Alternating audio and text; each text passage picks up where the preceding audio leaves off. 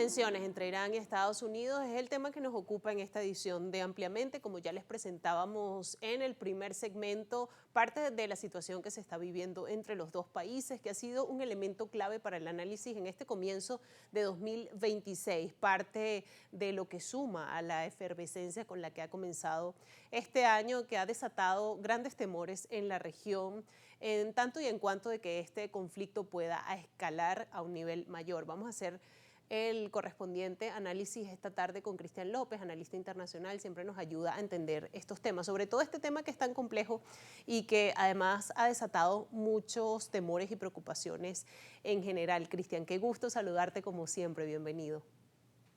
El gusto es mío de estar en Ampliamente, Nastacha. Muchas gracias por la invitación. Gracias a ti por conectarte con nosotros y hablar sobre este tema, ¿no? Que es un tema espinoso, ¿no? Las relaciones entre Estados Unidos e Israel, que por años el conflicto se mantuvo como a la sombra, de alguna manera protagonizado por proxies, pero desde el año pasado se ha personalizado más o lo han protagonizado directamente ambos actores, como lo vimos en las acciones de Estados Unidos el año pasado digamos, ciertos lugares de desarrollo de nuclear en Irán. Pero la tensión ha escalado, sobre todo en este comienzo de año, con temores de que esto se pueda convertir en un conflicto regional. Entonces, revisar un poco los antecedentes de este punto en el que estamos actualmente, por qué ha sido tan complicada la relación entre Estados Unidos e Irán y sobre todo un factor fundamental que es el desarrollo nuclear iraní, ¿no? Sí, hay muchos temas como antecedentes que tenemos que revisar, sobre todo porque la relación de Estados Unidos con Israel es muy peculiar. Probablemente es de las pocas relaciones medianamente estables entre Estados Unidos como sistema y como país, más allá de quién gobierne. Aún así tiene sus matices, pero es de las relaciones un poco más estables y tal vez con el Reino Unido, tal vez también con Japón. Yo diría que esas son las relaciones que tienen cierto nivel de estabilidad, independientemente de demócratas o republicanos, pero sí hay matices. Por ejemplo, en los tiempos donde estaba el binomio Obama-Biden en la gestión de la Casa Blanca, es cuando se firma un programa, un tratado con Irán sobre su programa nuclear. Y aquí sí hay un cambio radical con los republicanos, tanto de Trump 1 como de Trump 2, que son francamente en su política exterior anti-iraníes. Y hay que entender también por qué en los tiempos en que hay un golpe de Estado prácticamente en el país persa, que dicho sea de paso y hay que mencionarlo para que todo el mundo recuerde eso, es un país milenario, probablemente es el primer imperio global del mundo conocido en esos tiempos, el imperio persa. Los persas ya eran lo que eran antes de los griegos, incluso antes de la existencia de los romanos. No estamos hablando de cualquier país, eso es importante señalarlo. Si acaso los chinos son los que se podrían equiparar a ese imperio que existía, los egipcios. Entonces, es importante señalarlo porque un país con raíces tan sólidas y tan profundas no puede llegar a una empresa petrolera, porque fue lo que sucedió en los tiempos posteriores a la Segunda Guerra Mundial, en donde imponen al famoso Shah Reza Pahlavi y ponen a un gestor de las petroleras. Y hay mucha propaganda antipersa en donde decían, es que en tales años Irán vivía de esta forma. Y todo es superficial.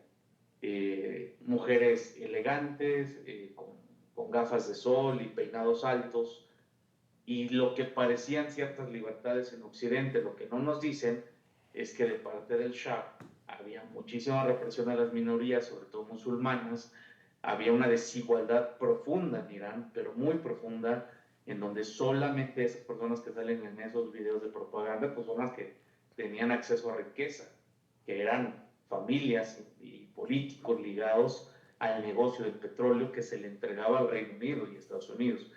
Entonces, aquí sí vale mucho la pena informarnos más de lo normal para entender que si bien el actual régimen de los ayatolás tendrá sus áreas de oportunidad seguro, especialmente con el trato hacia las mujeres, que me parece que ahí sí no hay religión que lo justifique, un maltrato hacia las mujeres y tanta situación, un poco de represión. Pero fuera de eso, tendríamos que analizar a la par esa supuesta Irán un poco más liberal y que Occidente quiere occidentalizar, que es lo que quiere hacer con todos los países del mundo, y lo que me parece el grave error histórico del Occidente, del mundo occidental. Y bueno, caemos a la parte del negocio, que es el petróleo, que es, si bien todos los problemas geopolíticos son multifactoriales, es decir, a veces pesa más la pura geografía como tal, como puede ser el caso de Groenlandia, que ahí su factor principal es en sí la ubicación, y hay otros donde puede tener un factor más alto los recursos y la energía, en otros cuestiones incluso religiosas, políticas. En el caso de Irán, pues es la energía, es el acceso total al Golfo Pérsico, prácticamente a la par o un poco más incluso que Arabia Saudita, ya que Arabia Saudita tiene ahí algunos países como Kuwait, como Qatar, que le hacen un poco de sombra, y en el caso de Irán tiene el Golfo Pérsico por vía libre casi en su totalidad. Entonces, esos intereses tan profundos que hay de parte del mundo occidental y de las petroleras en Irán es lo que nos tiene en esta situación. Decía hace rato, el acuerdo que hizo Obama y Biden, no vamos a calificar si es bueno o malo, porque eso es en función de quién es el interlocutor y quién es el emisor y el receptor. Simplemente existía y Trump llega y lo rompe. En los tiempos de ese acuerdo con Biden y Obama, incluso parte del acuerdo enviaron cientos de millones de dólares en aviones en cash para fortalecer el régimen que en ese momento estaba. Ahora el mismo país, Estados Unidos, pero con diferente gobierno, nos dice que son los peores del mundo. Seguramente las áreas de inteligencia del Reino Unido y de Estados Unidos, y sobre todo de Israel, pues provocan estos movimientos, son los que detonan estas movilizaciones sociales, que ojo, para que funcione esa chispa en esa pólvora, es porque existe una pólvora real también, hay un descontento, hay una situación económica malísima y creciente en Irán. Sin embargo, pues se ocupa solamente una chispa de la gente de inteligencia para crear este caos que se ha creado en Irán. Repito, no es un caos totalmente artificial, sí hay un descontento social. Entonces, todos estos antecedentes hacen un caldo de cultivo perfecto para que Estados Unidos acerque sus buques de guerra, incluso portaaviones, y genere una situación de obligar a negociar a Irán. ¿Por qué lo quiere obligar a negociar? ¿Y qué lo quiere obligar a negociar? El por qué es porque ya en el anterior enfrentamiento del año pasado con Israel, vimos que Irán tiene suficientes herramientas para defenderse y que sus misiles, sobre todo los hipersónicos, lograron penetrar toda esta cúpula que la mayoría la conoce como la cúpula de hierro, pero en realidad tiene varias capas, como la onda de David o el sistema Arrow, que en teoría tendrían que haber detenido los misiles balísticos iraníes. La capa de la cúpula de hierro, que es la más baja en cuanto a capacidades, está hecha para los morteros y las cosas que los pequeños misiles que enviaban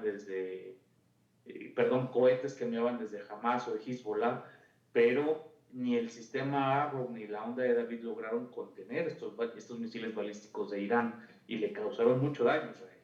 Entonces, ¿qué es lo que está en juego? Que en las negociaciones que tentativamente se van a llevar a cabo en Omán, ¿cuál es la línea roja que no quiere cruzar Irán? Irán no quiere que se revise el tema de los misiles balísticos ni su programa de enriquecimiento de uranio.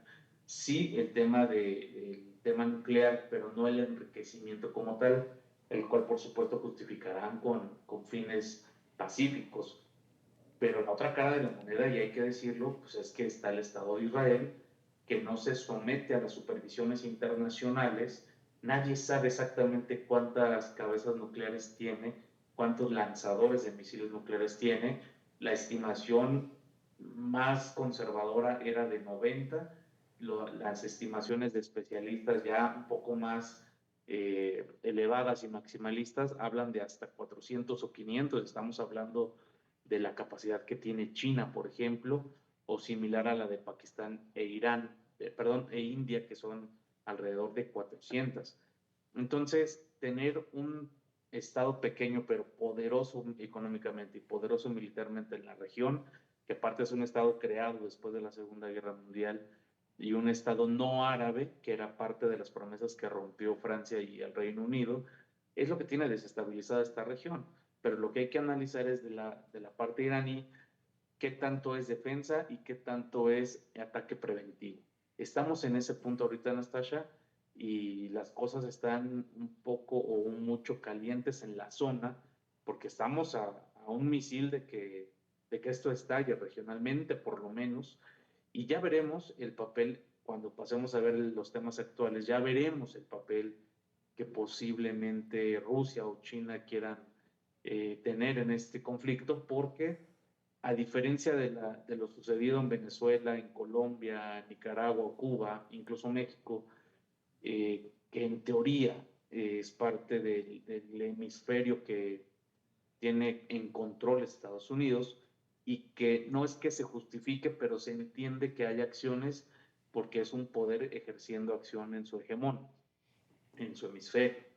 Pero ya cuando ese hegemón se sale de su hemisferio y se va hacia el otro hemisferio, donde Irán es vecino por el mar, por el Caspio de Rusia, donde Irán es una pieza clave de la ruta y de la franja de la seda chinas, ya es otra situación. Ya estamos hablando de un golpe muy duro a la región si es que se consolida, y estamos, como te digo, a un misil, a una bala de que esto estalle. Y precisamente, Cristian, es importante repasar todos estos antecedentes que tú muy bien nos has presentado para entender la actualidad del conflicto. Vamos a hacer una pausa en esta conversación y al regreso vamos a revisar la actualidad, estas negociaciones que podrían darse y, de no ser así, qué pudiese pasar en caso de que la vía diplomática no pudiese solventar este máximo nivel de tensión entre Estados Unidos e Irán. Vamos a hacer una pausa entonces en esta conversación con Cristian López, analista internacional, y al regreso seguimos desmenuzando más este tema para que usted allí en casa pueda entender qué está pasando entre Estados Unidos e Irán. Hacemos pausa y ya regresamos.